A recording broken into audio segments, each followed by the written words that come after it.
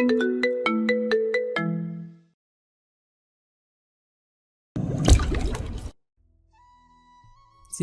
তুমি ভালোই ভালোই নিজ থেকে গাড়িতে উঠো, কিন্তু যেহেতু উঠলে না, তাই এখন আমার শক্তির প্রয়োগ করতেই হচ্ছে। হৃদিত এরপর আর কোনো কথা না বলে প্রায় জোর করে আনায়াকে গাড়ির ভেতর বসিয়ে দেয়। আনায়া তখনও হাঁসফাঁস করছে, নিজেকে ছাড়ানোর ব্যর্থ চেষ্টায় লড়ছে নিজের সত্তার সঙ্গেই। কিন্তু হৃদিতের কঠিন অথচ স্থির প্রতিক্রিয়ায় একসময় তার সব আপত্তি যেন থেমে যায়। অবশেষে এসে নিজে থেকে শান্ত হয়ে যায়। হৃদিত তার দিকে তাকায়, মুখে খেলে যায় এক অদ্ভুত চাপা হাসি। তারপর সিট বেল্ট লাগিয়ে গাড়ি স্টার্ট দেয় সে। নরম মৃদু আলোয় সাজানো অভিজাত রেস্টুরেন্টের এক কোণে জানালার পাশে রাখা টেবিলটায় মুখোমুখি বসে আছে হৃদিত আর আনায়া। চারিপাশে অল্প আলো ঝকঝকে পরিবেশ, ক্লাসিক মিউজিক বাজছে মৃদু স্বরে, কিন্তু টেবিলের উপর যেন জমে আছে এক অদৃশ্য উত্তেজনা। হৃদিত ধীর কণ্ঠে বলে, আমি তোমাকে জোর করে গাড়িতে তুলিনি আনায়া। আমি শুধু তোমার থেকে একান্তে একটু সময় চেয়েছি, কারণ আমি চাই তুমি জানো সব পুরুষ একই রকম হয় না। আর সেরকমই আমিও ওই ছেলের মতো নই। আমি তোমাকে কষ্ট দেওয়ার জন্য এখানে আসিনি। আমি চাই তুমি বিশ্বাস করো আমাকে। হৃদিতের কণ্ঠে এক অনুনয় ভরা দৃঢ়তা। আনায়া এক ঝলক তার দিকে তাকায়। সে বুঝতে পারে তার অতীতের সব কথাই শিশির হৃদিতকে বলেছে। সে নিজের দৃষ্টি সরিয়ে জানালার বাইরে তাকিয়ে, তারপর একটু থেমে গলা খানিকটা কাঁপিয়ে ধীরে বলে, বিশ্বাস? একটা চাপা হাসি ঝরে তার ঠোঁটের কোণে। আমি তাকেও বিশ্বাস করেছিলাম, অন্ধের মতো। জানেন, আমি এতটাই বিশ্বাস করেছিলাম যে চোখ বুঝেও তার পাশে হাঁটতে প্রস্তুত ছিলাম। কিন্তু তার ফল, আমি একা না, আমার আপুও ভোগ করেছে। আমার জন্য আপুর বিয়ে পর্যন্ত ভেঙে গিয়েছিল সেদিন। আনায়ার গলা কেঁপে উঠল। কথা থামিয়ে সে একবার চোখ বন্ধ করলো, যেন কষ্টের ঢেউগুলো আটকাতে চায়। হৃদিত নীরবে তাকিয়ে রইল তার দিকে। তাকে থামানোর মতো কোনো শব্দ খুঁজে পেল না। সে শুধু অনুভব করলো এই মেয়েটা কতটা ভেঙে গেছে ভেতরে ভেতরে। আনায়া ধীরে মুখ ঘুরিয়ে তাকালো হৃদিতের চোখের দিকে। তার দৃষ্টিতে ছিল না কোনো অভিমান, ছিল কেবল নির্মম এক বাস্তবতা। তাই বলছি, আমার পক্ষে আর কাউকে বিশ্বাস করা সম্ভব নয়। আর এই জীবনেতে নয়, কখনোই নয়। দয়া করে আর আমার পেছনে ঘুরে নিজের মূল্যবান সময় নষ্ট করবেন না। কথাগুলো বলার সময় আনায়ার কণ্ঠে ছিল না কোনো রাগ, ছিল শুধুই গুমড়ে ওঠা এক নিঃশব্দ কান্না। এক মুহূর্ত নীরবতা নেমে এলো টেবিলের উপর। চারিপাশের মৃদু হাসির শব্দ, মিউজিক, আলো সবই যেন দূরে কোথাও মিলিয়ে গেল। হৃদিত তাকিয়ে রইল আনায়ার মুখের দিকে। চোখের গভীরে জমে থাকা অভিমান আর কষ্টে শক্ত হয়ে যাওয়া মেয়েটাকে দেখে মনে হলো সেই মুহূর্তে সমস্ত পৃথিবী দিয়ে হলেও তার ব্যথা মুছে দিতে পারলে হয়তো তার শান্তি লাগতো। কিন্তু আনায়া আর একটা মুহূর্ত বসে থাকলো না। চুপচাপ উঠে দাঁড়িয়ে ব্যাগটা কাঁধে ঝুলিয়ে খুব নরম গলায় বলল, আর দয়া করে কখনো আমাকে আর যাই বলুন বিশ্বাস করতে বলবেন না, কারণ আমি আর পারি না।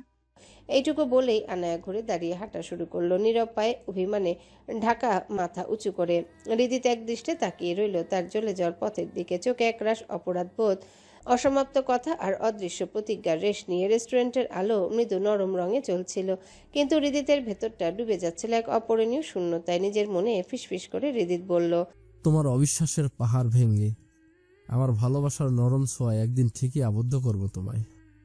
শুধু দরকার কিছু সময়ের, যা আমি পার করব ধৈর্যের সাথে, হোক তা 1 বছর কিংবা 1000 বছর। রাত প্রায় 10টা। নরিফা খানমকে রাতের খাবার খাইয়ে ওষুধ দিয়ে নিজের রুমে ঘুমাতে পাঠিয়ে দিয়েছে শিশির, কিন্তু তার চোখে ঘুম নেই। একটা প্রশ্ন বারবার মাথায় ঘুরপাক খাচ্ছে, কে সেই সুহাসিনী? চিন্তার জটিলতায় সে আর বসে থাকতে পারে না। রুম থেকে বেরিয়ে সরাসরি নাহিয়ানের রুমের উদ্দেশ্যে হাঁটা দেয়। নাহিয়ানের রুমের সামনে এসে থমকে দাঁড়ায় শিশির। মনে পড়ে যায় প্রথমবারের সেই দিনের কথা। সেদিন এই রুমে নাহিয়ানের কাছ থেকে নিজের গিফট নিতে এসেছিল সে। স্মৃতির গলিতে পা রাখতেই ঠোঁটের কোণে মিষ্টি এক হাসি খেলে যায় তার। আলতো হাতে দরজায় ধাক্কা দেয়, দরজাটা শব্দ না করেই খুলে যায়। যেন আগেই অনুমতি নিয়ে রেখেছে শিশির। দ্রুত রুমে ঢুকে সাবধানে দরজাটা ভেতর থেকে বন্ধ করে দেয়। রুমে ঢুকে প্রথমে তার চোখে পড়ে সেই লম্বা কাঠের ড্রেসিং টেবিল, যেটা একেবারে নাহিয়ানের জন্যে বিশেষভাবে তৈরি। আয়নার সামনে দাঁড়িয়ে এক ঝলক নিজের প্রতিবিম্ব দেখে নেয় সে। তারপর চুপচাপ এগিয়ে যায় বিশাল আলমারির সামনে। নরিফার রুম থেকে অনেক কষ্টে, অনেকটা গোপনে এনে রাখা চাবির গোছা হাতে নেয় শিশির। একটা একটা করে আলমারির কাবার্ড খুলতে থাকে, কিন্তু কোথাও মেলে না কোনো খোঁজ। কোথাও নেই সেই কাঙ্ক্ষিত লাগেজের চিহ্ন। শেষমেশ যখন শেষ কাবার্ডের কাছে পৌঁছায়, তখনই সে দেখে কাবার্ডের জন্য কোনো চাবি নেই ওই গোছায়। শিশির বুঝে ফেলে এই কাবার্ডের চাবি শুধু নাহিয়ান চৌধুরীর কাছেই আছে। এটা তার পরিকল্পনা ব্যর্থ, এটা ভেবে মুখ মলিন হয়ে যায় শিশিরের। কিন্তু পরক্ষণেই ঠোঁটে এক বাঁকা হাসি টেনে সে মনে মনে বলে, কি ভেবেছেন নাহিয়ান চৌধুরী? আপনার সুহাসিনীর রহস্য আমি কোনোদিনই জানতে পারবো না? একদিন না একদিন আমি ঠিকই এই রহস্যের দরজা খুলে ফেলবো। আপনি চাইলেও থামাতে পারবেন না আমাকে। ফারু, রিশান ভাই এখনো আসেনি। ইয়াসাল রুমে তখন নিঃশব্দ এক দুপুর, বেশ অন্ধকার রুমটাতে আলো আঁধারির খেলা, কাঠের ফ্রেমে বাঁধানো জানালায় কাচের উপরে ঝিমিয়ে পড়া রোদের রেখা। ফারিন বসে আছে একা, তার চোখে খানিকটা চাপা উদ্বেগ আর কপালের ভাঁজে স্পষ্ট চিন্তা। সে অপেক্ষা করছিল মেল সিঙ্গার রিশান আরিয়াসের। হঠাৎই নেহার এমন কথা শুনে উঠে দাঁড়ায় সে, দুশ্চিন্তা বিজড়িত কণ্ঠে বলে, মানে কি? আর কিছুক্ষণের মধ্যেই আমার পারফরমেন্স, এখনই ডাক পড়বে। আর রিশান ভাইয়া এখনো এলো না, এখন আমি কি করব? নেহা সামান্য দুশ্চিন্তা নিয়ে বলল, কি করব বল, ওনার খবর তো বড় ভাইয়া আপুরাও জানে না। উনি নাকি কালকে থেকে ফোনে ধরছেন না। মানে কালকেই তো আমরা রিহার্সাল করলাম, উনি তো আমাকে আরো বললেন তাড়াতাড়ি চলে আসার কথা। সেই সকালে এসে তো একটু প্র্যাকটিস করলে ভালো হয়। সেটাই তো, আমি নিজেও কনফিউজড। আলিয়া আপু কিছু জানে না। তাহলে আমি কি করবো এবার বল? এটা ডুয়েট পারফরমেন্স, আর সবচেয়ে বড় কথা, এখানে শুধু প্রিন্সিপাল স্যার বা আমাদের কলেজের টিচাররা না, বাইরে থেকেও টিচাররা, ভিআইপি গেস্ট এসেছে। তাদের সামনে আমাদের কলেজের মান সম্মান কি হবে? প্রিন্সিপাল স্যার কি কি কিছু বলবে? না, সাথে সাথে তো আমার দেখা হয়নি। আর মেবি উনি এখনো জানে না যে রিশাদ ভাইয়া আসতে পারবে না। ফারিনের চোখে মুখে এবার দুশ্চিন্তার রেখা গাঢ় হলো, হৃদস্পন্দনটা যেন বেড়ে যায় কয়েক ধাপ। সে বুঝতে পারছেন এই বিশাল ঝামেলা সে একা কিভাবে সামাল দেবে। ঠিক তখনই মঞ্চ থেকে ডাক আসে তার নামে। পাশ থেকে নেহা বলে ওঠে, যা হবে দেখা যাবে, এখন অন্তত মঞ্চে তো যা, না হলে মান সম্মান যা আছে তাও যাবে। তার কথা শুনে ফারিন তার দিকে ফিরে বলে, তোর কি মনে হয় মঞ্চে গেলে মান সম্মান থাকবে? এটা ডুয়েট পারফরমেন্স ছিল, এখানে আমি একা গিয়ে কি করব? ভাইয়া গালিগুলো কি আমার সাথে বুথ এসে গিয়ে গেয়ে যাবে? আবারও মঞ্চে ডাক পড়ে ফারিনের। এবার নেহা দ্রুত বলে ওঠে, দেখ ফারুক, এখন রাগারাগির সময় নয়, যা হবার দেখা যাবে। অন্তত মঞ্চে তো যা, যতটুকু সম্ভব সেটা কর। তুই না হয় পরের সবার কাছে মাপ চেয়ে নিস, এখন কলেজের মান সম্মান রাখার জন্য যেতে তো হবে। ফারিন আর কোনো কথা না বলে সোজা মঞ্চের দিকে পা বাড়ায়। কলেজের অ্যানুয়াল ফাংশনের মূল আকর্ষণ রবীন্দ্রসঙ্গীত ডুয়েট। সামনের সারিতে বসে আছেন প্রিন্সিপাল স্যার, অতিথি শিক্ষকরা, শিক্ষার্থীদের অভিভাবকরা। স্টেজের আলো নিভে গিয়ে যখন ধীরে ধীরে উজ্জ্বল হলো, মাঝখানে মাইক্রোফোনের সামনে এসে দাঁড়ালো ফারিন। চোখ বুজে প্রথম লাইনটা গাইতে শুরু করে। কণ্ঠে টলমল এক অনুভব, যেন শব্দগুলো শুধু সুর নয়, তার অন্তরের ভাষা। দর্শক স্তব্ধ, নিঃশব্দ শ্রোতা হয়ে গেছে শিক্ষকেরাও। হল ভর্তি সেই নরম আলোয় ফারিন হয়ে উঠেছে একার অনুভবের দূত। কিন্তু গানের মাঝখানে নির্দিষ্ট মেল পার্টে যখন ফারিন একটু থেমে দাঁড়ায়, ঠিক তখনই ভেসে আসে একটা পুরুষ কণ্ঠ। দূরের করিডোর পেরিয়ে অডিটোরিয়ামের পাশের প্রবেশদ্বার থেকে এক টানা টানা ভাঙা শ্বাসের মতো নিঃশব্দে উচ্চারিত হয়। হঠাৎই পুরো হল যেন থমকে যায়। সবার চোখ ফিরে তাকায় সেই শব্দের উৎসের দিকে। শব্দটা এসেছে দর্শক সারির কোণার দিক থেকে, যেখানে শুভ্র পাঞ্জাবির আলতো রঙে মোড়ানো এক শ্যামবর্ণ পুরুষ দাঁড়িয়ে আছেন। গোধূলির আলোয় গা ডুবিয়ে। তার গালের হালকা খোঁচা খোঁচা দাড়ি, শার্প জলাইন আর চোখ দুটো এতটাই গভীর যেন ভেতরে পুড়ে রেখেছে শত শত না বলা কথা। নির্ঝরকে দেখে সবার মতো ফারিনও তাকিয়ে থাকে অবাক দৃষ্টিতে। এক মুহূর্তের জন্যে যেন তার শ্বাস আটকে যায়। অন্যদিকে নির্ঝর সবাইকে অবাক করে দিয়ে মাইক্রোফোন হাতে গানটা গাইতে গাইতে এগিয়ে আসে মঞ্চের দিকে। মঞ্চে এসে নির্ঝর এক ঝলক ফারিনের দিকে তাকায়। ফারিন তখনও অবাক দৃষ্টিতে তাকিয়ে আছে নির্ঝরের দিকে। সে যেন বিশ্বাসই করতে পারছে না যে নির্ঝরের মতো গম্ভীর রাগী স্যার, যাকে কিনা ফারিন হিটলার উপাধি দিয়েছিল, সেই স্যারই তার সাথে মঞ্চে গান গাইছে। ব্যাপারটা হজম হলো না ফারিনের। তাকে এমন চুপ করে দাঁড়িয়ে থাকতে দেখে নেহা মঞ্চ পাশ থেকে গলা চেপে বলে, আরে ফারু, গানটা তো গা, স্যারকে তো পরেও দেখা যাবে, না হলে তো মান সম্মান তুই ডুবাই দিবি দেখছি। নেহার এমন কথায় ধ্যান ভাঙে ফারিনের। সে কটমট করে নেহার দিকে তাকায়। পরক্ষণেই গাইতে শুরু করে।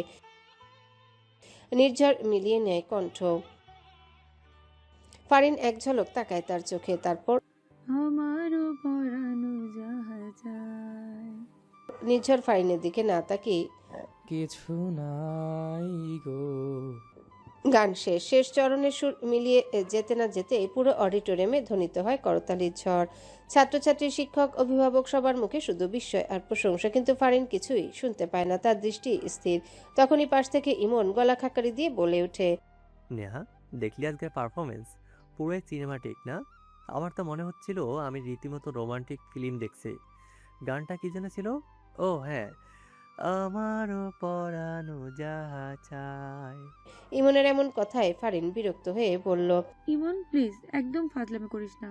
উনি তো আজকে বাঁচাই দিছে যে উনি আমার সাথে গান গেয়েছে। না হলে কি হতো ভাবতে পারিস? এতগুলো গেস্টের সামনে কলেজের নাক কান তো কাটা যেত, সেই সাথে আমার নাক কান গলাও কাটা যেত। তার কথা শুনে নেহা হেসে বলল, কেন আমার নাক কান কাটা যাবে ফারু সোনা? তোমার জন্য তো নির্ঝর স্যার আছে, কি সুন্দর করে তোকে বাঁচিয়ে দিল না। হাউ সুইট আল্লাহ, আমি তো কেঁপে গেছি রে।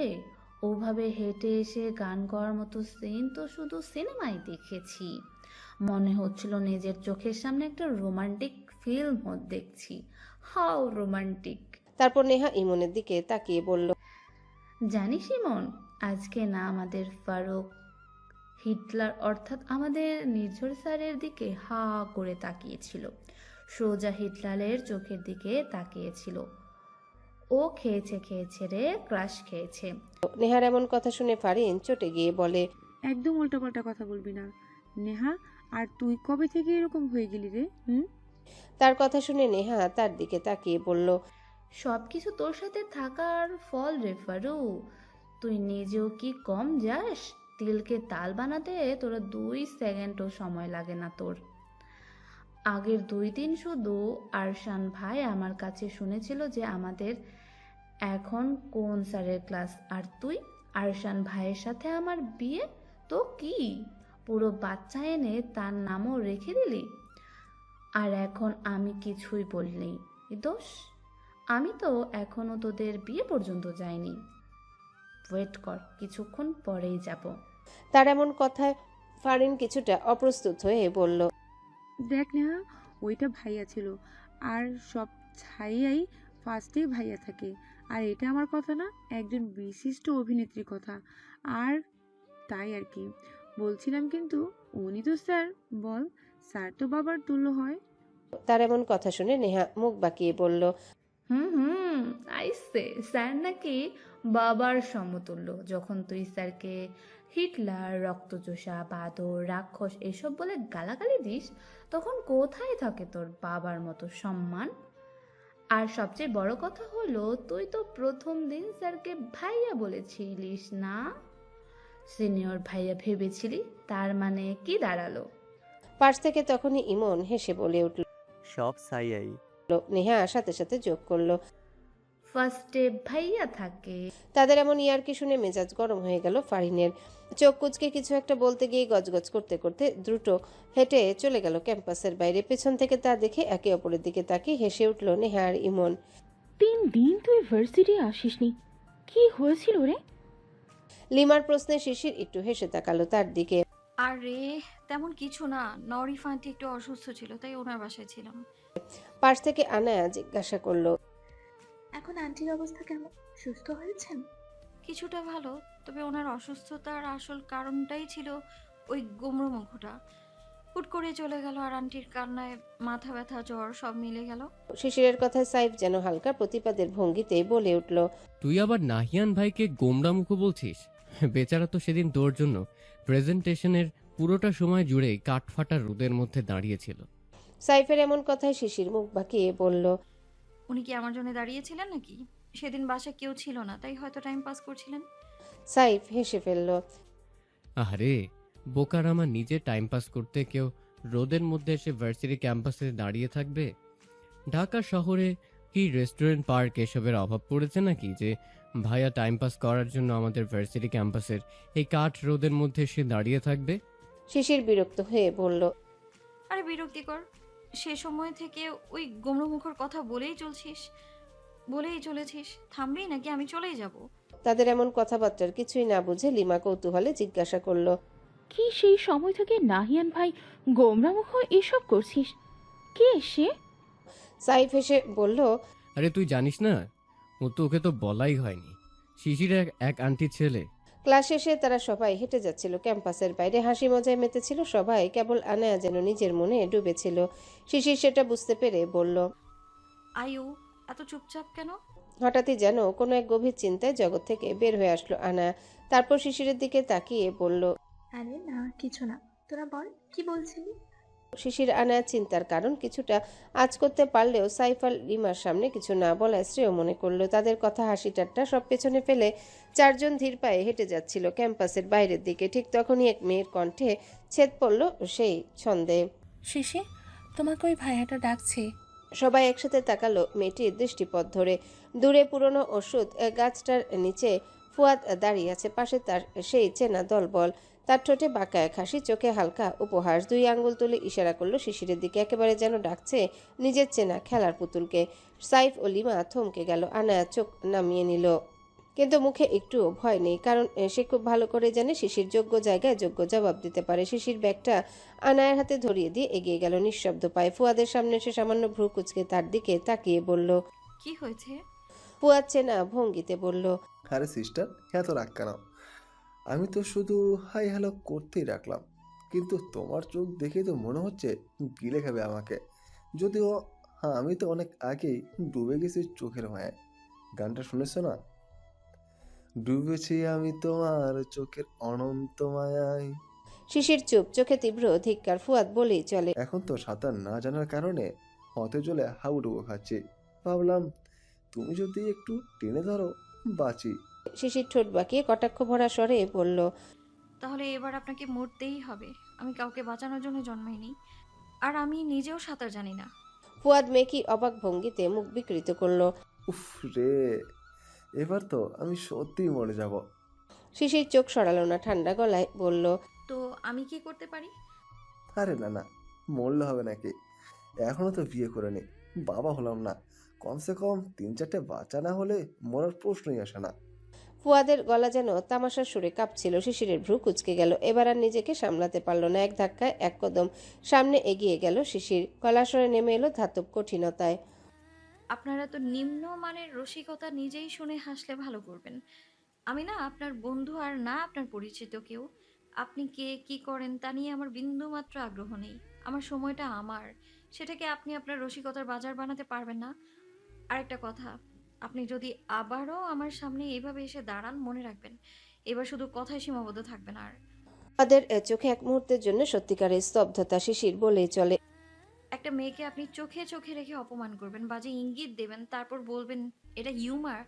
আপনার মতো পুরুষেরা না নিজেদের ছোট করে আমাদের তেজকে পরীক্ষা করতে দেখিতে আসে, বুঝছেন? কিন্তু আপনি ভুল মানুষ বেছে ফেলেছেন মিস্টার ফুয়াদ আহমেদ। এই বলে শিশির আর এক মুহূর্ত সেখানে দাঁড়ালো না। সামনে এগিয়ে গিয়ে আনায়ার কাছ থেকে ব্যাগটা টেনে বলল, চলায়ু, বেশি বাজে গন্ধে দম বন্ধ হয়ে যাচ্ছে। তার কণ্ঠে ছিল না অভিমান না ভয়, ছিল শুধুই অবজ্ঞা। অন্যদিকে ফুয়াদ এখনো অপলক দৃষ্টিতে তাকিয়েছে শিশিরের দিকে, যেন চোখে বন্দি করে নিতে চায় সে দৃঢ় চোখ জোড়া। সেই অচল ভাষার উত্তাপ। শিশির চলে গেল, তার চেহারার অভিব্যক্তি, ঠোঁটের বাঁক, উচ্চারিত শেষ কথাগুলো এখনো যেন বাতাসে রয়ে গেছে, ধীরে ধীরে ছড়িয়ে পড়ছে চারিপাশে। হঠাৎই পাশ থেকে ফুয়াদের গ্যাংয়ের একজন বিস্ময়ে ফিসফিস করে বলে উঠল, বাহ বাহ, কি সাহস ভাইয়ের সাথে এইভাবে কথা বলে, আরও একটা মেয়ে হয়ে। ফুয়াদ কিছু না বলে নিঃশব্দে দাঁড়িয়ে থাকে। ঠোঁটের কোনো এক রহস্যময় হাসি খেলে যায়। পাশ থেকে সাবির চাপা কণ্ঠে বলে ওঠে, শুধু সাহস, মেয়ের তেজও সলবা না। ভাই মনে আছে তো প্রথম দিনে কি করেছিল? বাবারে। ফুয়াদ এবার ধীরে ধীরে মাথা ঘোরায় সাবিরের দিকে। তার স্মৃতির পাতায় ভেসে ওঠে কিছুদিন আগে ঘটে যাওয়া এক ঘটনা। দিনটা শিশিরের জীবনের অন্যতম বিশেষ দিন। তার স্বপ্নের বিশ্ববিদ্যালয়, ঢাকা বিশ্ববিদ্যালয়ের প্রথম ক্লাস, নতুন পরিবেশ, নতুন বন্ধু, নতুন চ্যালেঞ্জ। তবু তার মনে সাহস, পাশে আছে তার ছায়াসঙ্গী, প্রাণপ্রিয় বান্ধবী আনায়া। প্রথম ক্লাস শেষে ঘোষণা আসে নতুনদের নিয়ে এক ওরিয়েন্টেশন সেশন হবে কার্জন হলের একটা সেমিনার রুমে। এমন সেশন নতুনদের জন্য পরিচিত, যদিও এর প্রকৃত অর্থ সবাই জানে সিনিয়রদের র্যাগিং। শিশির ও আনায়া সহ সবাই সেই সেমিনার রুমে প্রবেশ করলো। রুমটা ভরপুর বাতাসে একটা চাপা উত্তেজনা। কিছুক্ষণ পর দরজা দিয়ে ঢুকলো 5-6 জনের একটা সিনিয়র গ্যাং। তাদের চোখে মুখে সেই চেনা দম্ভ, ঠোঁটে পরিহাসের অদৃশ্য রেখা। শুরু হলো পরিচয় নেওয়ার পালা, আর তার সঙ্গে আজব সব টাস্ক। নিজের এলাকার নাম অভিনয় করে বলতে বলা হচ্ছে, কারো আবার গানের সঙ্গে নাচতে হচ্ছে। এসব ছিল র্যাগিংয়ের মোড়কে ছদ্ম বিনোদন। একসময় সেই ছেলেগুলো শিশির আর আনায়ার সামনে এসে দাঁড়ালো। শিশিরকে দেখে তাদের মধ্যকার একটা ছেলে বলল, আরে এত দেখি আগুন সুন্দরী, তা সুন্দরী নামটা কি তোমার শুনি? ছেলেটার এমন কথা শুনে গা ঘিন ঘিন করে উঠল শিশিরের। সে দাঁতে দাঁত চেপে বলল, শিশির শিশির ও ও শিশির, নাইস নেম, আর লাইক ইউ। আচ্ছা আগুন সুন্দরী। আমার নাম শিশির। ও হ্যাঁ শিশির, কিন্তু তোমার সাথে আগুন সুন্দরী নামটা যাই হোক, যেহেতু তুমি পছন্দ করছো না তাই থাক, আর বললাম না। তবে তোমার চুল তো দারুণ, স্বর্ণালী রং, যেন সূর্যের ঢেউ। একটু খেলা তো দেখি ঠিক করে। শিশির চোখে রাগের ঝিলিক নিয়ে বলল, চুল খুলবো মানে? মামা বাড়ির মোয়া পেয়েছেন নাকি? আমি এখানে অভিনয় করতে আসিনি। আপনি পরিচয় চেয়েছেন, দিয়েছি, কিন্তু এতটাও অধিকার আপনাকে কেউ দেয়নি। ছেলেটার চোখ রাঙা করলো। পাশ থেকে সুজন নামের আরেকজন ছেলেও হেসে উঠল। বাহ, মেয়েটার তো দেখি যথেষ্ট তেজ, কিন্তু এই তেজ এইখানে কোনো কাজে আসবে না। যা বলা হচ্ছে সেটা করো, চুল খোলো। শিশির নির্বিকার স্বরে বলল। খুলবো না। সুজন কণ্ঠ আরো কঠিন করল। শোনো মেয়ে, এইখানে তোমার ইচ্ছে বা তেজের কোনো দাম নাই। আমরা যা বলবো সেটাই শেষ কথা। ভালোই ভালোই চুল না খুললে আমরাই খুলে দেবো। শিশির ঠান্ডা গলায় জবাব দিল। কি করবেন আপনারা? করুন, দেখি কিভাবে করেন। তার কণ্ঠে ছিল না কোনো ভয়, বরং অদ্ভুত এক চ্যালেঞ্জের ছায়া। এই দুঃসাহসী তখন রুমের বাতাস থমকে দিল। অন্যদিকে শিশিরের এমন অনুত্তরে খানিকটা রেগে গেল সুজন। এগিয়ে গিয়ে শিশিরের চুল থেকে কাটা সরিয়ে দিতে যাবে, ঠিক তখনই ঝপাত একটা বজ্রসম চর এসে পড়ল সুজনের গালে। মুহূর্তটা যেন জমে গেল বরফের মতো। ঘরে থাকা সবাই হতবাক, কেউ ভয়ে, কেউ অবিশ্বাসে চেয়ে রইল। একটা মেয়ে হতবাক হয়ে ফিসফিস করলো, তুমি কি করলে? এরা ফুয়াদ আহমেদের গ্রুপ।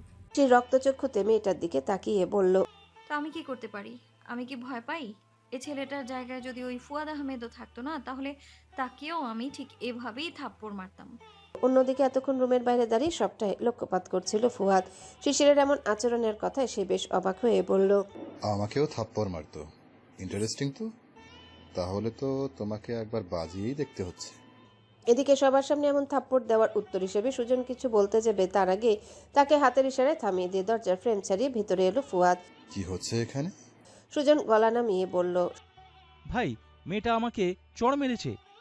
ওর জায়গায় আমি থাকতে আরও একটা থাপ্পড় এক্সট্রা মারতাম শালা গবেট। সবার ভাবনা ছিল এবার শিশির বোধহয় বড়সড় বিপদে পড়বে, কিন্তু তাদের ধারণাকে ভুল প্রমাণ করে ফুয়াদ ঠান্ডা গলায় হেসে বলল।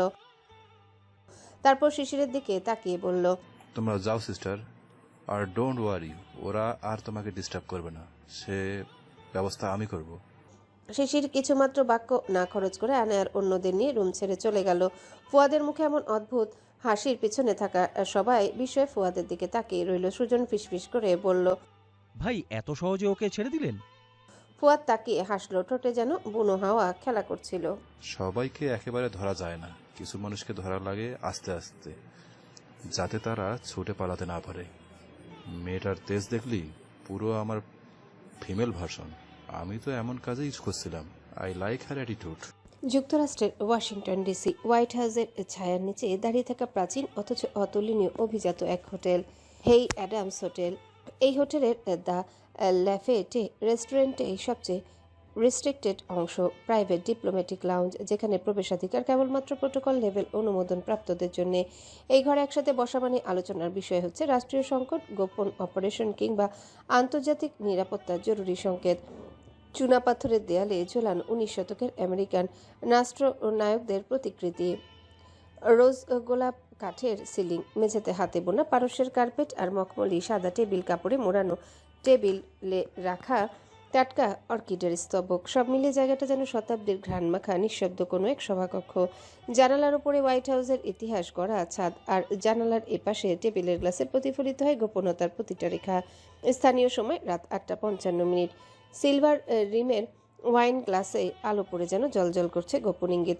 টেবিলের কোনায় বসে আছেন সিআইডি অফিসার নাহিয়ান চৌধুরী, সবার পরিচিত AR আলফা রিপার। তার সামনে বসে আছে দুই বিদেশি operative, Melody Garner, British special ops ইউনিটের প্রাক্তন ডেটা অ্যানালাইসিস্ট, বর্তমানে সিআইএ লিয়াজো অফিসার, আর ড্যান লেভিন, জার্মান বিকে এর সাবেক হোস্টেজ রেস্কিউ এক্সপার্ট, এখন হাউকি 9 টিমের ইউরোপ সেক্টরের কোঅর্ডিনেটর। এই স্পেশাল কর্নারটা এতটাই সুরক্ষিত যে রেস্টুরেন্টের অন্য অংশ থেকেও পুরোপুরি বিচ্ছিন্ন। বাইরে নিরাপত্তা টিম প্রহরায়, আর ভেতরে অডিও স্ক্র্যাম্বল চেম্বার, যেন কোনো শব্দ লিক না হয়। মেলোডি চোখ নামিয়ে তার ট্যাবলেটে রিপোর্ট স্ক্রল করে ভাঙা ভাঙা বাংলায় বলে, লাস্ট 48 আওয়ার্স আমরা 3টা লোকেশন ট্র্যাক করেছি। ফেরতে স্টেটমেন্টে এই কটাই নাম বারবার আসে, দ্য ব্ল্যাক জ্যাকল, কিন্তু we don't know who is he is gone, vanish. Dan একটু সামনে ঝুঁকে কড়া গলায় বলে, it's not a kidnap anymore, it's a কি বলে একদম চাইল্ড ট্রাফিকিং আর terror cell. He is building something big, I can feel it my gut. Nahiyan ঠোঁটে এক চিলতে দৃঢ়তা নিয়ে বলে, আমি জানি, এবং আমি এটাও জানি এই হামলা কেবল আমেরিকান মাটিতে সীমাবদ্ধ নয়। বাংলাদেশ, আফ্রিকা, পাকিস্তানের মতো দেশ এই চক্রের শিকড়ে। আমরা যতই ওয়েলিংটন কেসের ভেতরে যাচ্ছি তত বেশি বুঝতে পারছি এটা আসলে ঘোস্ট নেটওয়ার্ক। কোনো নাম নেই, রেকর্ড নেই, শুধু রক্তে লেখা অস্তিত্ব। মেলোডি তাকিয়ে থাকে নাহিয়ানের দিকে, তারপর ধীরে বলে, we gone so deep Nahiyan. তোমার ঢাকা মিশন থেকে পাওয়া ডাটা এনক্রিপশন আমাদের এখন হেল্প করছে। We are faster than CIA analysis. Dan মাথা নেড়ে সম্মতি দেয়। তোমার ভেতরে অন্যরকম এখন সেন্স আছে। তুমি শুধু শত্রু চেনো না, তুমি তাদের শ্বাসও শুনতে পাও। হকাই 9 তোমার প্ল্যানেই এগোবো। এখন থেকে তুমি পুরো অপারেশন শ্যাডো কমান্ড। নাহিয়ান জানালার দিকে তাকিয়ে থাকে। গ্লাসে ঠোঁট ছোঁয়ানোর আগে তার কণ্ঠে ভেসে আসে চেপে রাখা অঙ্গীকারের মতো কণ্ঠস্বর। এই অপারেশন কেবল ডেটা উদ্ধার নয়, এটা এক একটা মায়ের বুক ফাটা কান্নার জবাব। আর আমি সেই কান্নার কাছে মাথা নত করব না। তাদের সন্তানেরা ঘরে ফিরবেই। বাংলাদেশ, ঢাকায় ভোরের আলো সবে গাঢ় হতে শুরু করেছে। দূর থেকে শোনা যাচ্ছে কোলাহলপূর্ণ শহরের আওয়াজ। শিশির হিজাব বেঁধে হাতে একপাশে ঝুলে থাকা বাদামি বইয়ের ব্যাগটা ঠিকঠাক করে নিজের ঘর থেকে বেরিয়ে এলো। দ্রুত পায়ে দরজার দিকে এগোতে চোখে পড়ল সামনে এক পরিচিত মুখ, তানিম। তার ফুপু শিরিনশার একমাত্র ছেলে, 5 ফিট 10 ইঞ্চি উচ্চতার এক পরিপাটি তরুণ। চোখে আত্মবিশ্বাস আর মুখে সবসময় এক ধরনের চাপা হাসি লুকানো থাকে, যেন কোনো না বলা গল্প তার ঠোঁটে আটকে আছে। গায়ের রং শ্যামলা, কিন্তু তাতে তার ব্যক্তিত্ব যেন আরো গভীর হয়ে উঠেছে। চিবুকের কাছটায় হালকা দাড়ি। তানিমকে দেখে কিছুটা অবাক হয় শিশির। অন্যদিকে শিশিরকে দেখে মুচকি এসে তানিম জিজ্ঞাসা করে, কেমন আছো শিশির? এই তো ভালো, আপনি কেমন আছেন? তানিমের ঠোঁটে এক চাপা হাসি, কিন্তু চোখের ঝিলিকটা যেন একটুখানি বিষণ্ণ। হালকা গলায় ফিসফিস করে বলে ফেলে, তুমি যেমন রেখেছো। শিশির তানিমের কথা শুনতে না পেয়ে ভ্রু কুঁচকে বলে, মানে? ভালোই। এত সকালে কোথায় যাচ্ছ? ভার্সিটিতে। এত সকালে ভার্সিটিতে? তুমি বায়োলজির প্রথম বর্ষে না? হ্যাঁ। তো তোমাদের ক্লাস তো 8টা থেকে শুরু হয়, আর এখন তো সবে 7টা বাজে। না মানে আমি ভার্সিটিতে যাওয়ার আগে একবার আনায়াদের বাসায় যাব। একটা প্রজেক্টের কাজ ছিল, সেটা কমপ্লিট করতে হবে, তো তাই। ও চলো, আমি ড্রপ করে দিই। না থাক, আমি নিজেই যেতে পারবো। নিচে আনুচও আছে, উনি নিয়ে যাবে। আচ্ছা, সাবধানে যেও। আল্লাহ হাফেজ। আল্লাহ হাফিজ। শিশির দ্রুত সিঁড়ি বেয়ে নিচে নেমে যায়, যেন তাড়াতাড়ি পালিয়ে যেতে চায় অতীতের কোনো ঘূর্ণিপাক থেকে। আর উপরে দাঁড়িয়ে থাকে তানিম, চোখে এক অনদৃঢ়তা। শিশিরের চলে যাওয়ার দিকে তাকে নিজের মনে ফিসফিস করে বলে, পালিয়ে যাচ্ছ শিশির কণা? তুমি জানো না তোমার জন্য এই তানিম কতটা বেপরোয়া, তোমার জন্য কতটা পাগল আমি। সেটা যদি একবার তোমাকে বোঝাতে পারতাম। ব্যাপার না, শপথ যখন করেছি তখন তোমাকেই আমার অর্ধাঙ্গিনী বানাবো, না হলে অন্য কাউকে নয়। অন্যদিকে দ্রুত সিঁড়ি থেকে নেমে যেন হাঁপ ছেড়ে বাঁচল শিশির। তানিমকে দেখলেই তার মনে পড়ে যায় 8 বছর আগে ঘটে যাওয়া সেই ঘটনাটি, যে ঘটনার পর থেকে এখনো তানিমকে দেখলে অস্বস্তি হয় শিশিরের। 8 বছর আগে শিশিরের বয়স 10 পেরিয়ে সবে 11তে পড়েছে। ঢাকার ভিকারুন্নেসা নুন স্কুলের ছাত্রী সে, 6ষ্ঠ শ্রেণীর, প্রাণচঞ্চল, কিছুটা কৌতূহলী আর একটু তটস্থ এক কিশোরী। বইয়ের পাতার খেলাধুলার মাঠে তার দিনগুলো কেটে যাচ্ছিল নিরিবিলিতে। নাহিয়ানের সাথে সম্পর্ক তখন বেশ ভালোই। একদিন বিকেলবেলা স্কুল ছুটির পর সে দেখতে পেল তাকে নিতে আজ বাবা মা কেউ আসেনি। এসেছে 18 বছর বয়সী এক তরুণ, তানিম। শিশির এগিয়ে গেল। তানিমকে দেখে সে বলল, ভাইয়া তুমি? বাবা কোথায়? মামা বাসায়। আজকে সকালে এসেছিলাম, তাই ভাবলাম মামার আসার কি দরকার। এসেছি যখন তখন তোকে একেবারে স্কুল থেকে নিয়েই যাই। তোকে নিয়েও যাওয়া হবে আর সাথে আমার একটু ঘোরাঘুরিও হয়ে যাবে। এমনিতেও সারাদিন ঘরে বসে বসে বোর হচ্ছিলাম। আচ্ছা চলো। তার স্কুলটা বাসা থেকে বেশি দূরে না হয় তানিম গাড়ি নিয়ে আসেনি, তাই শিশির আর তানিম একটা গলি দিয়ে হাঁটতে লাগলো। সেই এই গলিপথে বিকালে রোদ পড়ে সোনালি ছায়া ফেলেছিল চারিপাশে। শিশির হাঁটছিল নিঃসংশয়, প্রতিদিনের স্বাভাবিক যাত্রার মতো। কিন্তু হঠাৎই তানিম বলল, আচ্ছা শিশির, তুই কাউকে পছন্দ করিস? তানিমের প্রশ্নটা শুনে মুহূর্তে থমকে যায় শিশির। ষষ্ঠ শ্রেণীর শিক্ষার্থী হলেও স্কুল জীবনের অভিজ্ঞতা এই প্রশ্ন একেবারে অচেনা ছিল না তার কাছে। স্কুলের ক্লাসরুমে কিংবা বারান্দায় সহপাঠীদের নিঃসংকোচ হাসাহাসির ভেতর সে বুঝে নিয়েছে ভালো লাগা বলতে কিছু একটা আছে। কারো চোখে তাকালে, কেউ কারো পাশে বসলেই খেপানো শুরু হয়। কিন্তু এসব শিশিরের একেবারে পছন্দ নয়। তার ভেতরে তখনও শুদ্ধ একটা বিশ্বাস বেঁচেছিল। ভালো লাগা মানে বন্ধুত্ব, আর প্রীতির মানে নির্ভরতা। ভালো লাগা মানে বন্ধুত্ব, আর প্রীতির নাম মানে নির্ভরতা। ভালোবাসা নিয়ে যে খেলাধুলা চলে তাতে শিশির কোনো আনন্দ খুঁজে পায় না। তাই গলাটা সামান্য টেনে ভ্রু কুচকে ধীরে সে বলল, না ভাইয়া, আমার ওইগুলো পছন্দ না। কিন্তু তোকে যদি কেউ কোনোদিন পছন্দ করে তাহলে তুই কি করবি? মানে? বলছি তোকে যদি কেউ কোনোদিন পছন্দ করে, ধর কোনো ছেলে তোকে প্রপোজ করছে, তাহলে তুই কি করবি? কিছুই করব না, সোজা বাবা মাকে গিয়ে বলবো। ধুর বোকামি, বাবা মাকে কেন বলবি? তা কাকে বলবো? কাউকেই বলবি না, আমাকে বলবি। কেন? কারণ আমি তোকে পছন্দ করি, তাই কেউ তোকে পছন্দ করলে সেটা জানার অধিকার একমাত্র আমার। মানে কি ভাইয়া, কি সব বলছো এসব? মানে তানিম কথাটা বলতে বলতে নিজের বুক পকেট থেকে একটা গোলাপ বের করে। তারপর শিশিরের সামনে হাঁটু গেড়ে বসে বলে, I love you Shishir, I really love you. আকস্মিক এমন ঘটনায় অবাক হয়ে যায় শিশির। সে তানিমকে বলে, কি বলছো ভাইয়া, এইসবের মানেটা কি? তোকে আমি এখন আর এত কিছুর বিস্তারিত মানে বোঝাতে পারবো না। আমি শুধু এটুকুই জানি যে আমি তোকে ভালো। কথাটা শেষ করতে পারে না তানিম। হঠাৎ যেন ঘটে বজ্রপাত, সপাটে এক চর এসে পড়ে তার চোয়ালে। এতটা আকস্মিক, এতটা জোরে যে মুহূর্তে বোঝার সুযোগ পায় না। সে কেঁপে ওঠে, এক গালটা, চোখ দুটো ঝাপসা হয়ে আসে। অবাক হয়ে মাথা উঁচু করে সামনে তাকাতে দেখতে পায় তার সামনে দাঁড়িয়ে আছে নাহিয়ান। তাকে দেখে তানিম কিছু বলতে যাবে, তার আগে নাহিয়ান দ্বিতীয় থাপ্পড়টি বসিয়ে দেয় তার চোয়ালে, তবে এবার আরো জোরে। তানিম হোঁচট খেয়ে পিছিয়ে যায় কিছুটা, চোখে মুখে বিস্ময় আর ভয় মিশে যায়। যেন কোনো অজানা দানব এসে দাঁড়িয়েছে তার সামনে। শিশির হতভম্ব। তার চোখের সামনে যা ঘটছে সেটা যেন একটা খারাপ স্বপ্ন, যেখানে সবকিছু নিয়ন্ত্রণের বাইরে চলে গেছে। একটু কাপা গলায় সে বলে ওঠে, ওনাকে মারছো কেন নাহিদ ভাই? নাহিয়ান সেদিকে তাকায় না, শুধু একটি কথা ছুড়ে দেয়। গলা থেকে যেন অগ্নি ঝরে পড়ে। তুই চুপ থাক। শব্দটা যেন শিশিরের বুক কাঁপিয়ে দেয়। নাহিয়ানের চোখ লাল, ঠোঁট কাঁপছে রাগে, আর শরীরটা উত্তেজনায় থরথর করছে।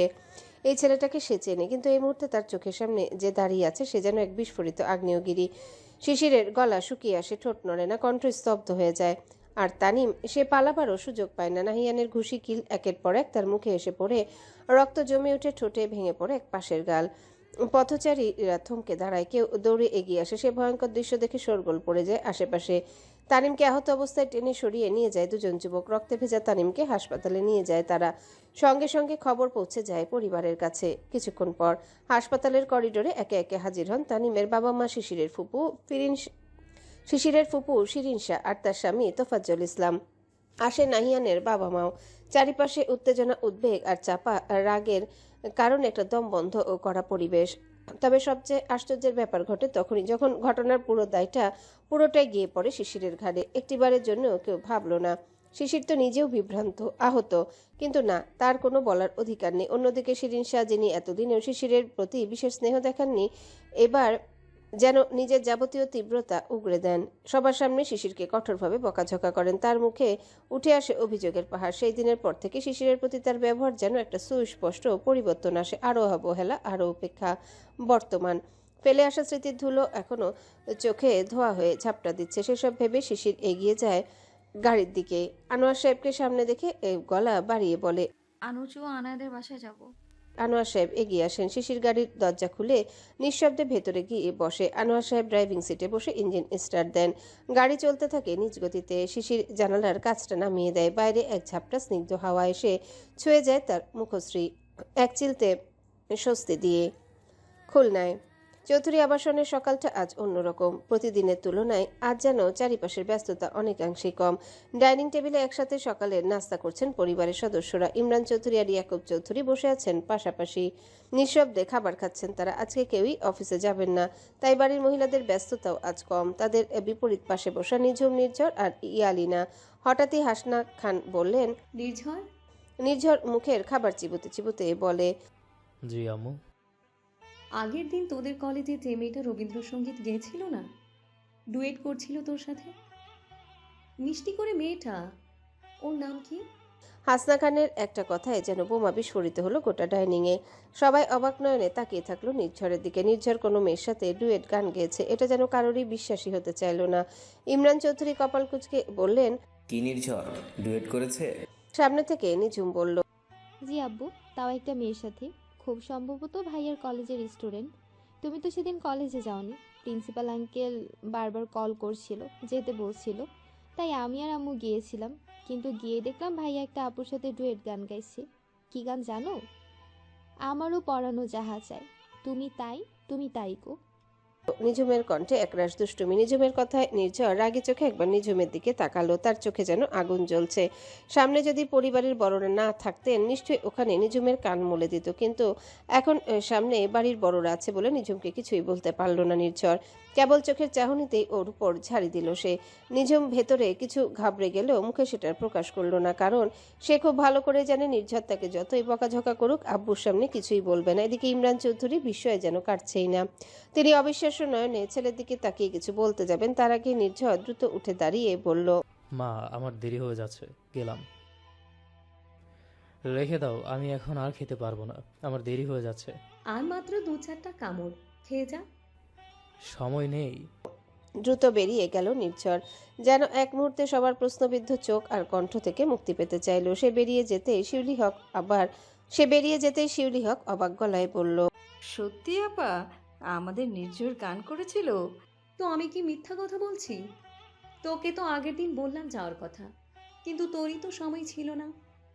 না আপা, আসলে সেই দিন মাইগ্রেনের ব্যথাটা চড়ে গিয়েছিল, এজন্যই যেতে পারেনি। কিন্তু নির্ঝর গান সত্যিই করেছিল? হ্যাঁ, গান তো করেছিল, কিন্তু আমার তো মেয়েটাকে খুব ভালো লেগেছে, দেখতে কি ভীষণ মিষ্টি। আমার তো নির্ঝরের জন্য খুব পছন্দ হয়েছে, কিন্তু ওর নামটা।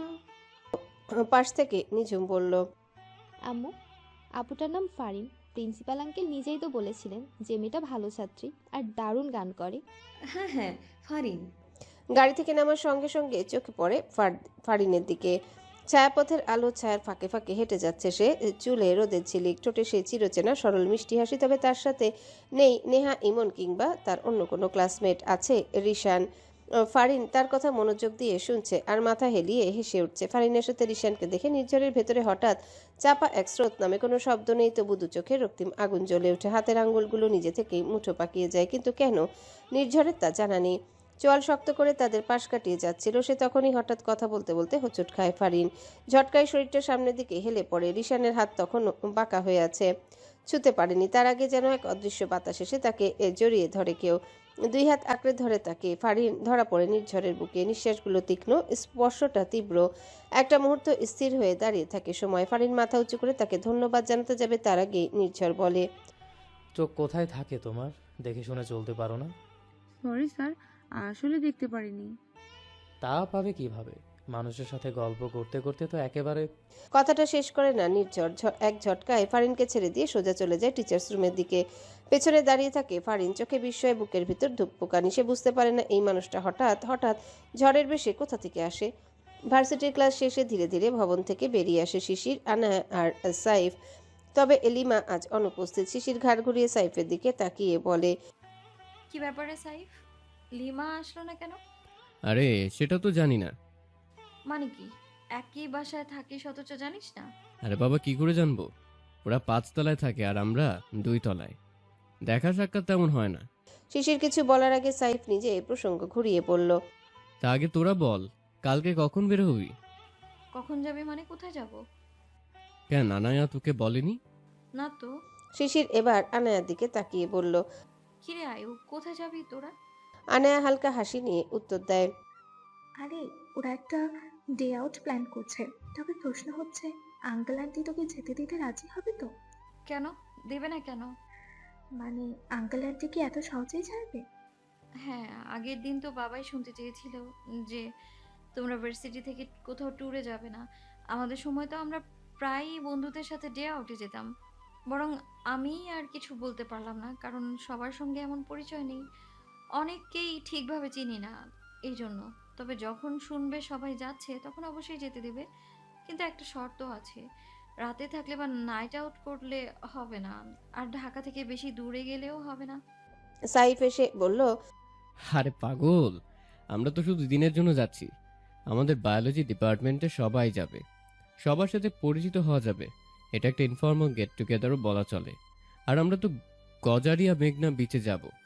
মুন্সিগঞ্জে বেশি সময় লাগবে না, মাত্র 2 ঘন্টার রাস্তা।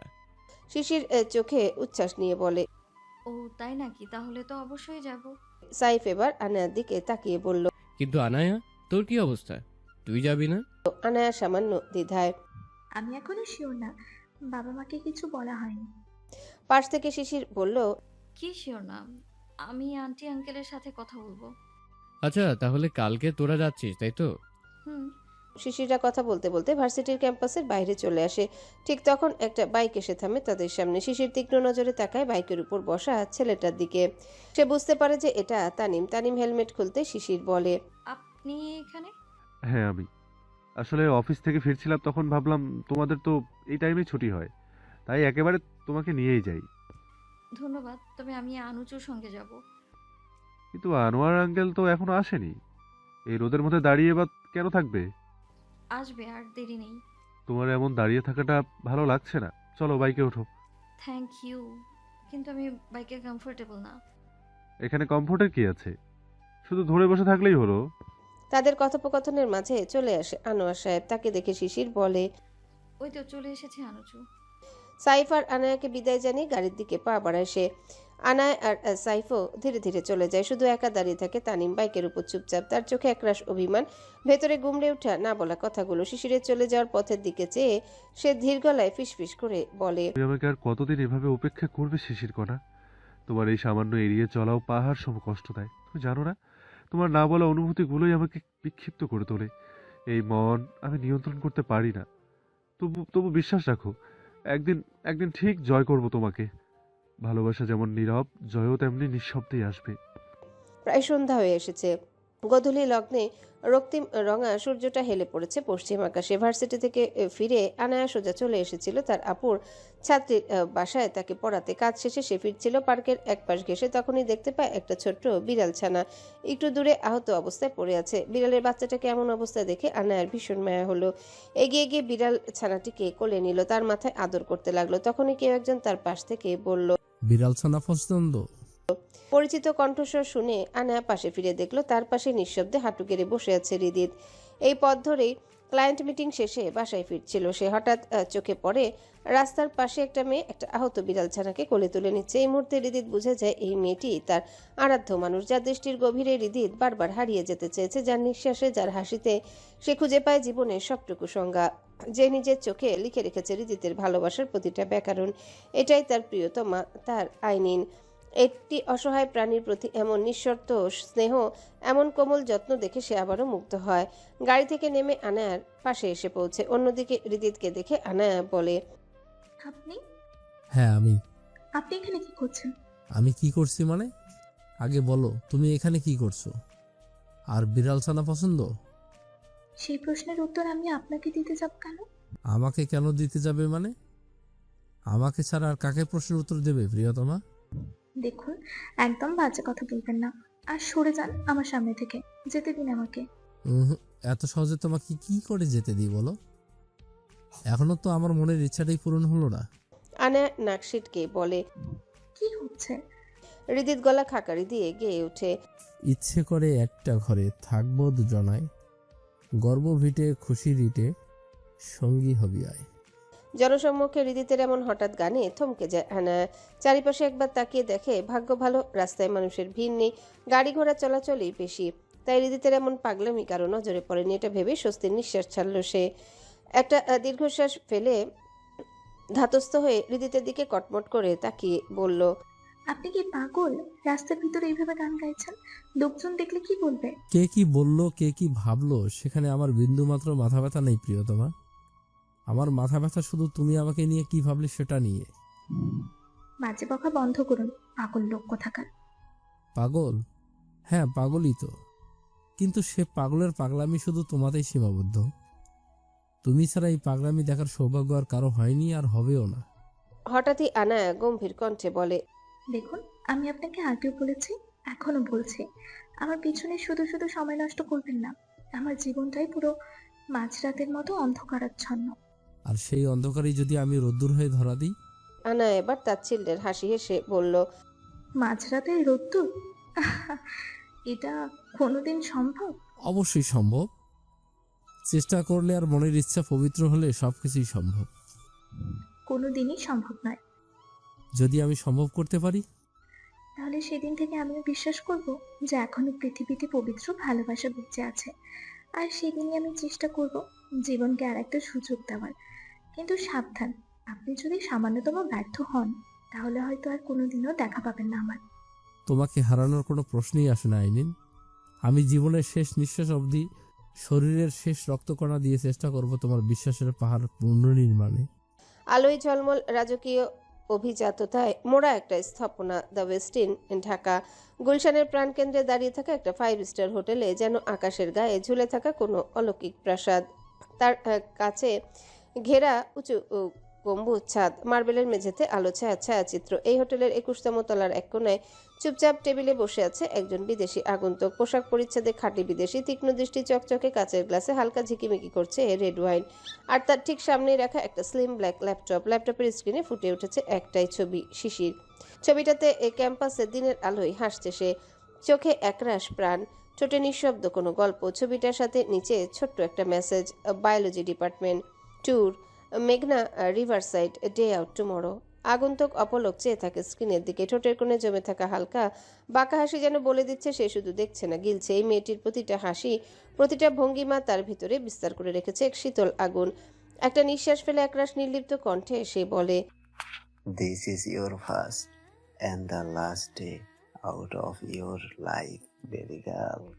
তার আঙ্গুলে ধরা রয়েছে একটা ছোট্ট রিমোট ডিভাইস। টেবিলের পাশে রাখা ব্যাকপ্যাক থেকে সে বের করে একটা চ্যাপ্টা বক্স। তার চোখে এক রহস্যময় উজ্জ্বলতা, মুখে যেন মিশে আছে প্রতিহিংসার বিকৃত আকাঙ্ক্ষার এক বিষাক্ত মিশ্রণ।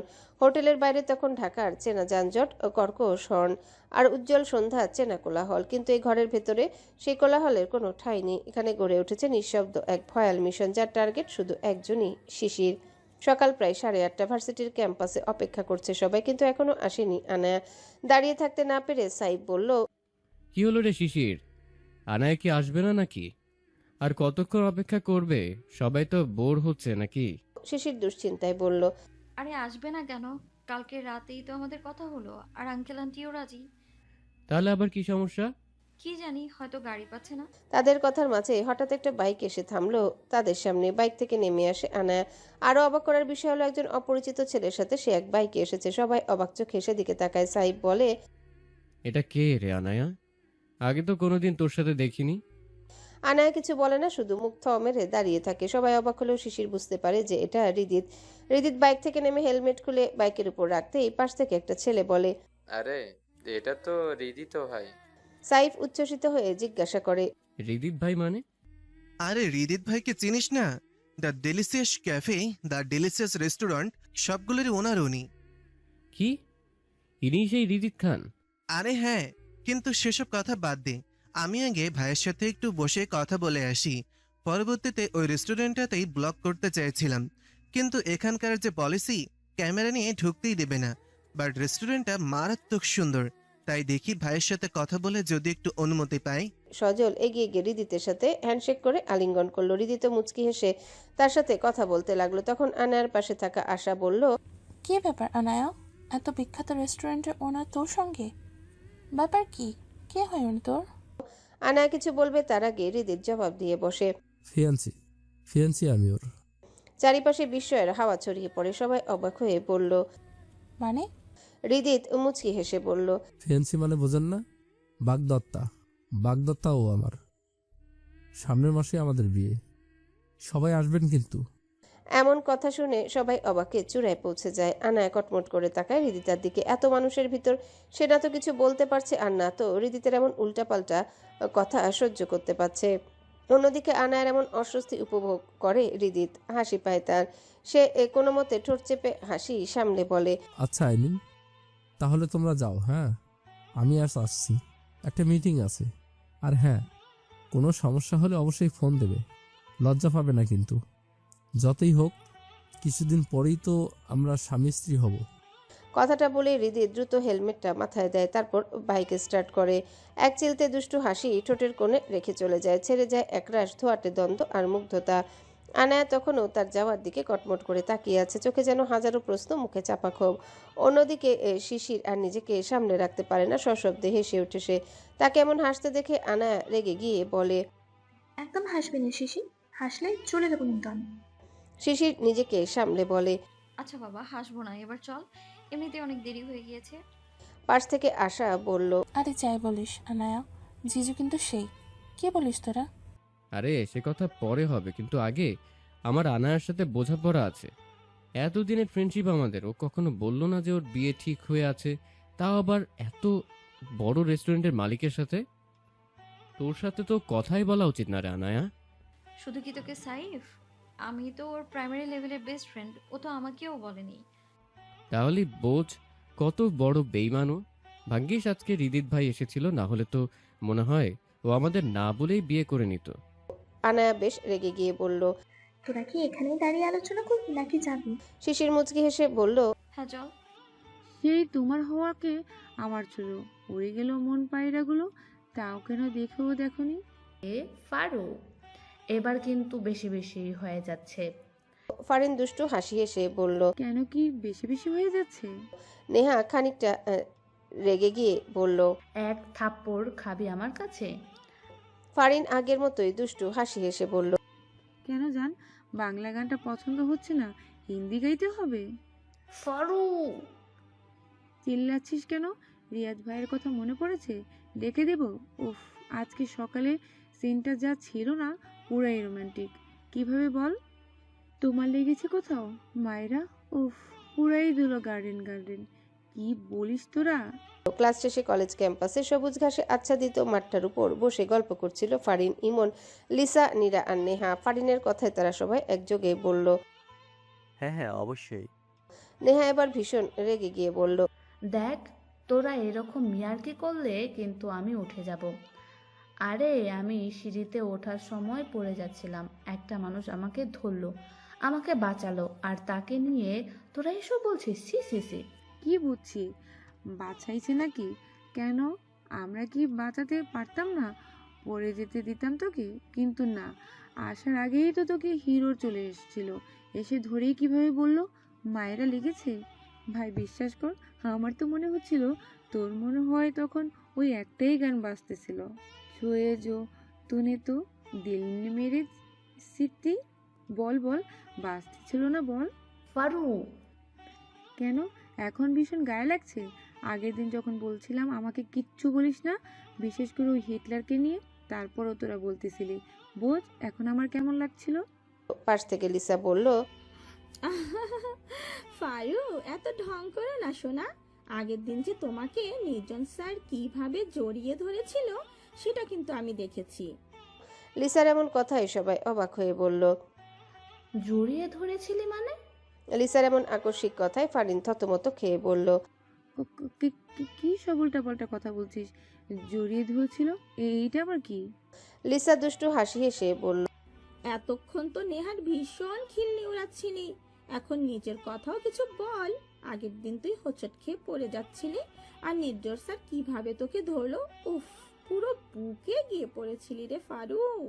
সবাই অবাক দৃষ্টিতে ফারিনের দিকে তাকালো। ফারিন কথার প্রসঙ্গ পাল্টে বলল, আরে ওইসব বাদ দে, আগের দিনে পড়ে যাচ্ছিলাম তাই জাস্ট ধরেছিল। নেহা এবার চোখ সরু করে বলল, কেন কেন কেন? এবার বাদ দেব কেন? এতক্ষণ ধরে তো আমার বহুত খিল্লি উড়াইছিলি, এবার নিজের কথাও কিছু বল। নেহা এবার সবার দিকে তাকিয়ে বলল, তোরা কি জানিস আমাদের ফারু যখন অসুস্থ হয়েছিল তখন নির্ঝর স্যার আমাকে ডেকে পার্সোনালি ফারিনের খোঁজ নিয়েছিল।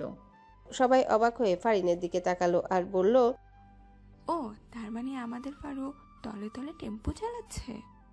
আরে ধ্যাত, তোরা কি সব বলিস? ওরকম কিচ্ছু না। ওইরকম কিছু না মানে? সত্যি কথা বলো। আমারও পরানো যাহা চায়।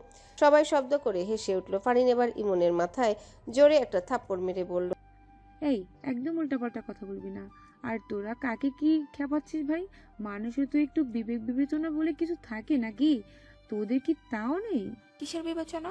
আমরা অবিবেচকের মতন কি বললাম? নির্জন স্যার পুরো কলেজের মেয়েদের ক্রাশ।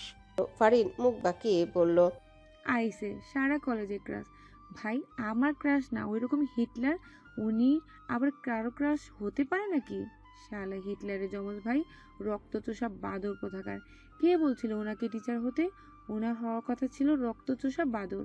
ক্লাসে এসে পুরো ক্লাস দাঁড় করে রাখবে, খোঁচা মেরে মেরে কথা বলবে। শালা বাংলা কথা বলবে কম, ইংলিশ বলবে বেশি। ওনাকে নিজেকে কি মনে করেন? হ্যাঁ, প্রফেসর গণিতের কথা বলবে ইংরেজিতে। কেন ভাই? ওনার যদি এত ইংলিশে কথা বলার শখ, তাহলে কেন ওনাকে গণিতের প্রফেসর হতে বললো? ইংলিশের হতে পারতো।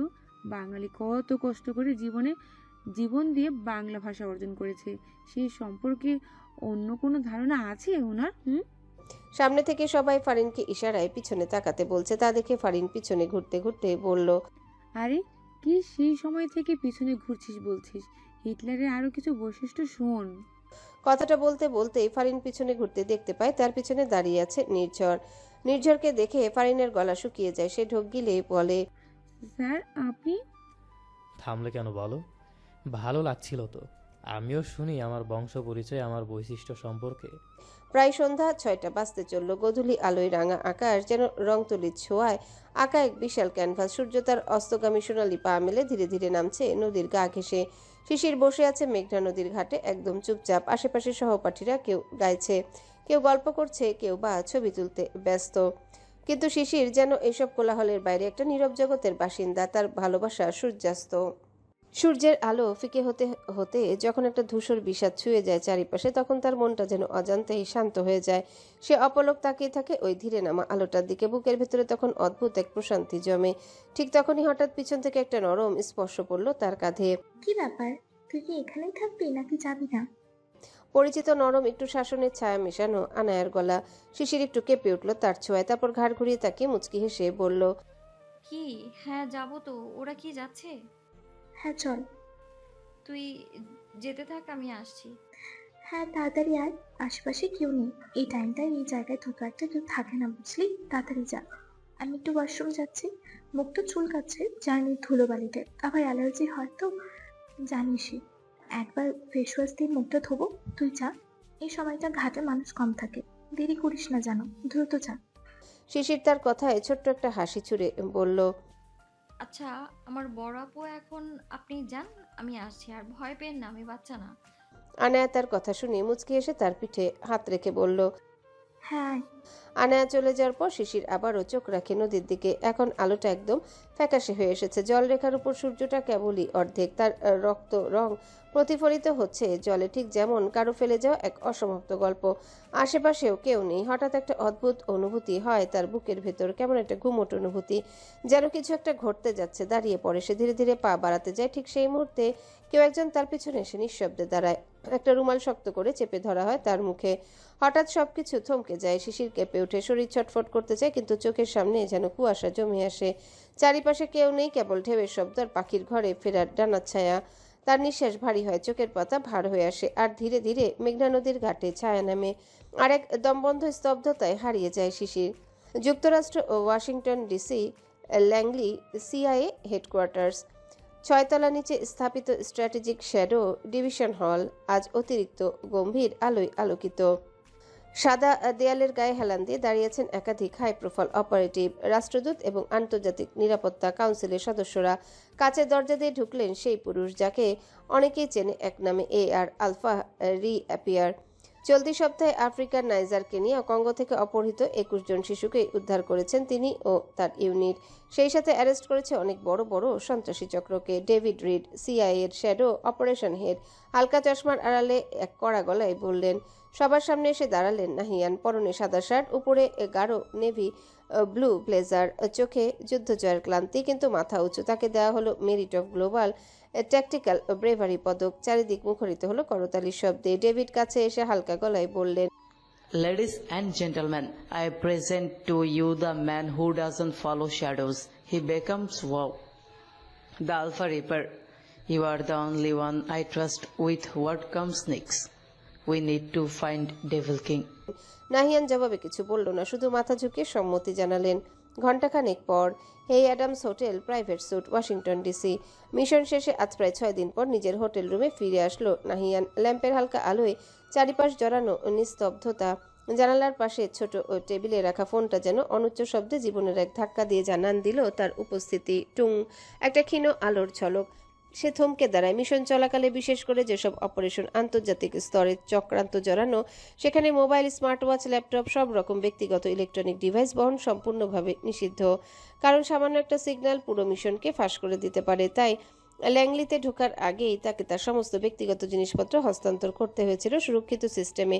সে এগিয়ে গিয়ে ফোনটা হাতে তুলে নেয়, কিন্তু পরক্ষণে চোখ ছানা বড়া হয়ে গেল। 1540টা মিসড কল, প্রায় সবই বাংলাদেশের নাম্বার। তার ফ্যামিলি, শিশিরের মা বাবা, এমনকি আনোয়ার সাহেব, তাছাড়া তার বাংলাদেশি সব এজেন্ট আর সিআইডি এর বাংলাদেশ সেকশন থেকেও একাধিক কল। তার বুকের ভিতর মুহূর্তে ধসে পড়ল সবকিছু। আঙ্গুল কাঁপতে কাঁপতে মা নামে সেভ করা নাম্বারে কল করলো। ফোন ধরতে ওপাশে শোনা গেল ভেঙে পড়া এক নারী কণ্ঠ। আমার মেয়েকে ফেরত দাও, কেউকে এনে দাও প্লিজ। হ্যালো বন্ধুরা, পরবর্তী পার্ট খুব তাড়াতাড়ি আসবে, তো সবাই অপেক্ষায় থাকো। আর চ্যানেলটি যারা এখনো সাবস্ক্রাইব করোনি তারা পরবর্তী পার্ট দেখার জন্য চ্যানেলটি সাবস্ক্রাইব করে রেখো। ধন্যবাদ সবাইকে, আমাদের সাথেই থেকো।